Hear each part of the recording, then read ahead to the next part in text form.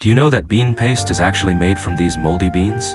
Will you still dare to eat it? This is a large-scale bean paste production factory. Workers pour yellow soybeans into a stainless steel hopper, then push them into a vacuum furnace. Through high temperature and high pressure, the beans are cooked.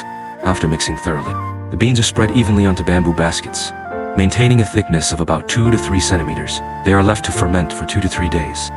Once the soybeans have turned into a moldy bean paste mixture, workers use a metal spatula to scrape it off and break up the blocky areas.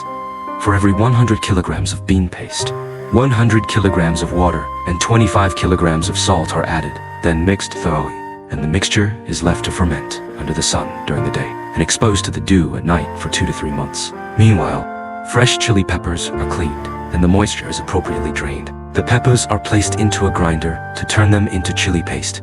Salt is added at a ratio of 18% of the chili weight, and then 10% more salt is sprinkled on top to seal the tank. It is also fermented for 3 months. To make chili sauce, the fermented bean paste is then scooped out, and the prepared chili sauce is mixed in. For every 100 kilograms of bean paste, 100 kilograms of chili sauce and 2 kilograms of rice wine are added. The mixture is thoroughly stirred.